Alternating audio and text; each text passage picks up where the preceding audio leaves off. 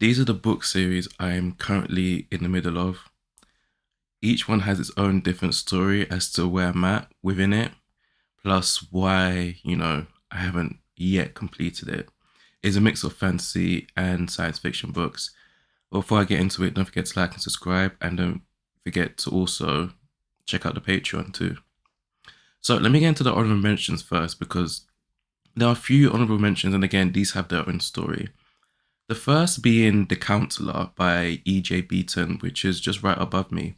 This is a fantastic fantasy series by Australian author E.J. Beaton. But unfortunately, there's only one book in, I think it's supposed to be a duology. And this series, according to the author, is pretty much on infinite hiatus. She had a very bad experience publishing The Counselor, and she does a whole bunch of poetry. She has a PhD in poetry. And so she still kind of does that kind of work, but in terms of the book, she has expressed that she doesn't want anyone asking her about where the series is going, when the next book will come out. I think she had a just horrible experience with her publisher that really affected her mental health.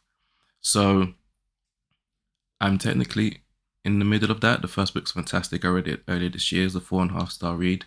It was a great, great book. The second series is the Easy Rolling series. This is the only one that isn't science fiction or fantasy. Well, there's another one coming up, but I only have about two that aren't science fiction or fantasy. This is a sort of, I guess, noir detective, noir kind of story. It's kind of weird. Basically, I had this book, The Devil in the Blue Dress, which I read again earlier this year. I think I gave it 3.5 stars. It was a nice read. It can be read as a standalone as well, but I think the series is like 17 books long, and I'm not really interested in the series. I was just interested in the book. I forgot how I even got the book recommended. I don't know where I read it, but anyway, read it. Pretty decent book, but again, won't be continuing with the series. So again, there's an asterisk on some of these series I'm in the middle of. Another one of the asterisks is Dan Brown's Robert Langdon series, which some of you know contains The Da Vinci Code and Angel and Demons. Angel and Demons was book one, Da Vinci Code was book two. The Da Vinci Code is one of my favorite books of all time. It is crazy, nuts, loved every second of it. Angels and Demons, which I read after Da Vinci Code, I didn't really like that much. It definitely was a step down, but I have to respect Dan Brown because technically the Da Vinci Code was a significant step up from Angels and Demons. So shout out to him. But again, I don't really care about the series per se. And again, all those books in the series, I think that you can read them as standalones too. So again, another kind of asterisk there. Then the last series I want to talk about is Foundation by Isaac Asimov, which I DNF'd. I gave the first book, Foundation, 1.5 stars. I actually sold my copy. If you go back to my earlier videos, the book set was on the top right hand corner of me, or top left hand of your screen. It's not there anymore. I sold it on eBay. Thank God, made profit as well. So I guess it was good for something. But yeah, DNF'd it. Not going back to that. Is what it is. So that's the honorable mentions done. First up is the Illborn Saga by Daniel T. Jackson. I've just finished the second book, Aiduel Sin, a 5-star read. The first book, Illborn, was a 4-star read. I read that earlier this year, and this is now firmly in my, top 10 favorite fantasy series ever, and maybe even just my top 10 series ever. Fantastic, fantastic second book. I have the third book, Gatebound, which came out this year, so I'm going to get to that. And I'm actually not sure when the fourth book is going to be released, the fourth and final book. But Daniel T. Jackson has released these in, next to no time. Illborn was 2021. Then Ordell Sin, I think, was 2023. And then Gatebound was 2025. So, he's doing it at a very steady pace, a very respectable pace. Fantastic series. Is about sort of forbidden powers and religious persecution. There's a lot around prophecy and all of that, and then obviously the sort of personal lives and the growth of these four young adults who are, trying to deal with obviously their personal life, but their growing powers as well, and how it relates into them trying to shape the world. Fantastic, fantastic series. Very underrated, probably the most underrated series out. So there's that. One that isn't underrated and is very, very popular is Red Rising. As you know, I am a big, big fan of the Red Rising series. I first started it about a year ago, and I am up to the sixth book. No, the fifth book. There are six out. Red God, the last one, I think is coming out 2026. So is what it is. I'm about 200 a page or so into Dark Age. I'm liking it. It's getting there. But the series is fantastic. Again, I will not stop raving about the second book in particular. Golden Sun is one of my favorite books of all time, and I think it is my favorite science fiction book of all time. This series is banging. I gave the first book, Red Rising, 4.5 star. Golden Sun, the second book, 5. Morning Star, the third book, 5 star. That was supposed to be the original trilogy, but Pierce Brown kind of just went on. And gave Iron Gold 4 star, and then obviously we're at Dark Age currently. And I've got Lightbringer as well on my shelf too. So here's what it is. I've read literally four books. I read Red Rising last year, then the other four I've read this year. So I can't get enough of this world. It is fantastic. If you're on the fence about Red Rising, just don't be. Go and read them. It is exceptional. That's what I'll say. My next series that I'm in the middle of is the Legendborn cycle by Tracy Deonn. That is to the left of me. I have the first book, Legendborn, and then the second book, Bloodmarked. I loved the first book. The first book was fantastic. The second book, not so much. I think it kind of went too YA for me. And if you read the book, you'll know what I mean. But the third book is out in hardback. I'm waiting for the paperback to come out, and I'll purchase it, and then I'll see. Apparently she really did wrap up the series really well, the trilogy, but at the same time, I think there was rumors about a fourth book coming out, so I'm not sure. We'll see, but I'm in the middle of that. That is absolutely fantastic YA fantasy series too. I really, really like it. Next is the Dandelion Dynasty by Ken Liu. I read The Grace of Kings a few weeks ago. I liked it. I gave it 4 star. I have the rest of the quartet, but right behind me. They are big, big books, so I'm really sort of like, having to, as you are with the big books, you got to really sort of prepare months ahead of time to really delve into it. So eventually I'll get to it. I don't have like this super burning desire to get to it, even though I know it is banging and people really respect it. But I don't know. I really did like it, but at the same time, it's not a priority, if you know what I mean. The next series we're going to talk about is the very popular Powder Mage Trilogy by Brian McClellan. Again, I have the completed trilogy behind me. I read the first book, Promise of Blood, earlier this year. It was on my 2025 reading list, one of the books I actually did get to in that video, and it was a 5 star read. Loved it. Loved the world, loved the magic system, loved the plot, the pacing, everything. Banging book. I read the middle book, Crimson Campaign, a few weeks ago, gave it 4.5 star. Again, really liked it. It wasn't as good as the first book. Naturally, I gave it half a star less, but at the same time, it didn't fall victim to the sophomore slump or whatever. So I've got to read the last book in it, and that will be probably early next year.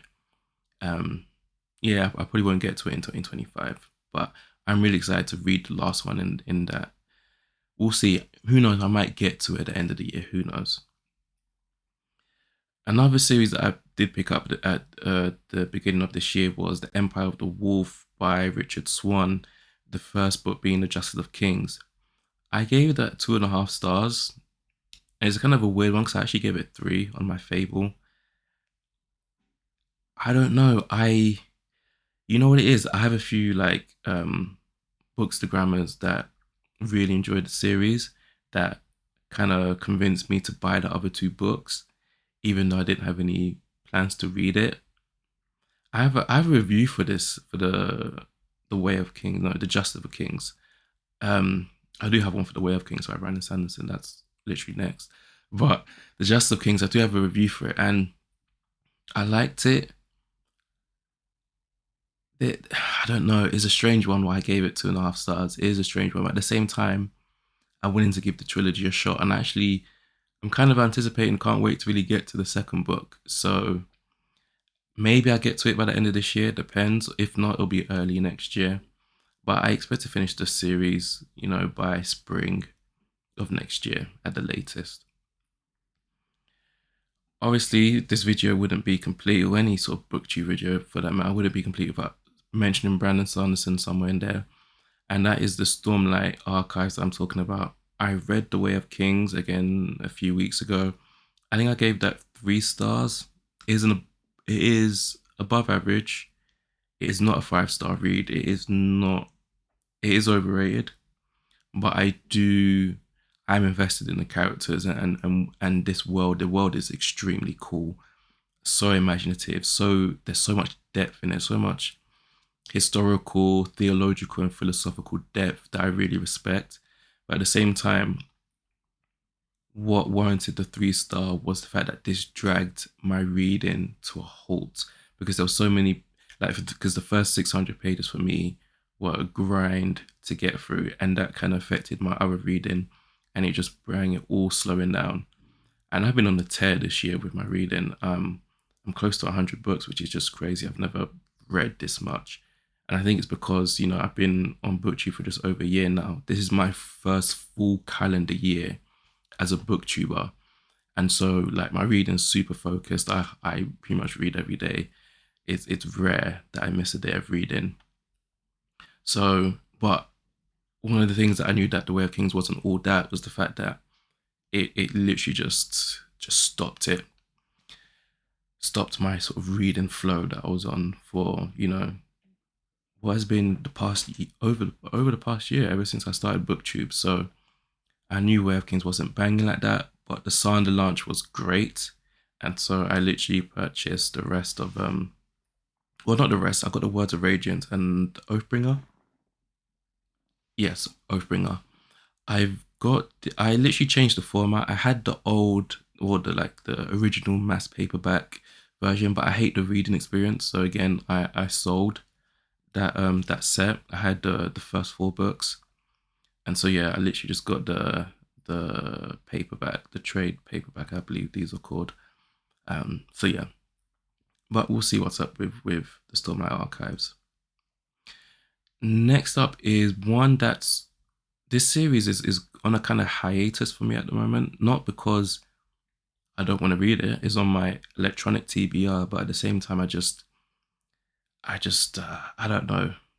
It just isn't grabbing me like that, and that's the Hunger Games. I've read the original trilogy; is banging. One of my favorite series of all time. One of the best series of all time, especially the first 2 books were just out of this world. I haven't read the rest of these. The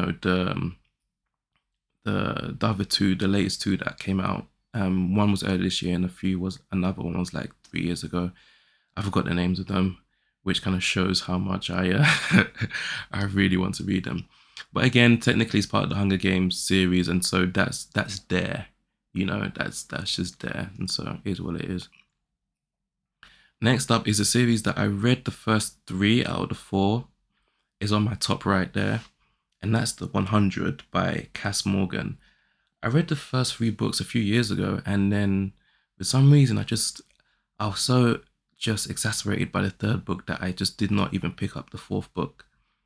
Um, but it's always that series has been on hiatus now for about 2 to 3 years, to be honest, because it was a while since I read them. And so I've purchased the 4th book. I'm waiting for it to be delivered, which is Rebellion. And I think I'm gonna. You know what it is that I have so many books to read. I don't want to reread these, even though they're very quick reads. But at the same time, I think I'm gonna have to. I don't know. I'll have to look on Rebellion's blurb and see if everything comes back to me. But we'll see. Anyway, I'm hoping to just read Rebellion, kind of get that the hundred quartet, kind of, out of the way, and we'll see what's up. Speaking of another YA list that's actually not on my list here, but another YA series, and that is the Darkest Mind series that's above me. I haven't read, is it the fifth book or the fourth? The fourth book, The Darkest Legacy. I actually, I didn't have this on my TBR. I was just gonna, in my mind, because I finished the original trilogy like in next to no time. It was like, oh, it's done, it's completed. But then I saw The Darkest Minds in a charity bookshop for like 80p. And I was like, you know what? Let me just pick it up. I will get to this eventually, and I'll read it. So I guess that's also in hiatus, but that with those kind of series like The Darkest Minds and 100, even though it's on a hiatus, um, I actually don't really mind. It doesn't really agitate me. You know, things such as I don't know, the Power of the Mage trilogy, Empire of the Wolf a little bit, um, maybe Red Rising and Illborn. I get that little bit of agitation that I haven't finished it, but it's nothing too great. I can just keep kind of going with these. I can definitely like, what it is with me and book series is the fact that I don't read like some people read. I don't read the books back to back to back. I have to have breathing room, breathing space in between them. So if I have like a list of like 20 series that I'm reading, I'm kind of okay with that because I know that I kind of space things out and I'll get to these things eventually. So here's what it is, I guess. Not really too fast. So yeah. Anyway, the last series on this list, and again, I've just purchased the two other books in the trilogy, and that is The Poppy War by R.F. Kuang. The Poppy War again, just like Empire of the Wolf. I think I read them around both the same time, and they were both very weird kind of books for me that weren't bad but weren't good but could have been good, and especially in Poppy War's case, could have been bad. But at the same time, like I have it above me, and I'm just like, should I just get it? Like, should I really just? Because here's the thing as well, and why I was kind of like deluding myself a little bit is the fact that on my electronic TBR, I don't have the Dragon Republic and the Burning Gods, which is book 2 and 3, on my TBR. But at the same time, I would periodically search for them on eBay just to see like what the price was like. And if I found it for cheap, I'd buy it. As I was buying books on eBay, found it for cheap for the first time, and I was like, you know what, let me just buy it and get over with. I think the fact that RF Kwang's pacing is pretty decent and is a steady and pretty brisk is what will really help because at least it's not slow, even if there are multiple flaws with her writing and the series as a whole. Well, the first book, I should say, The Poppy War as a whole. I know, people usually prefer the second or third book compared to the first, so we'll see how this goes, and hopefully, just like with the Empire of the Wolf series, it really steps up. But we'll see. It's gonna be interesting. But anyway, those are the series that I'm in the middle of. I think probably by this time next year, there'll be some that'll be removed from it, some that'll be added to it, as is the nature of reading. But anyway, let us know in the comments what series you guys are in the middle of. And again, don't forget, if you want to support us on Patreon, that would be absolutely fantastic. Thank you for watching. Thank you for listening.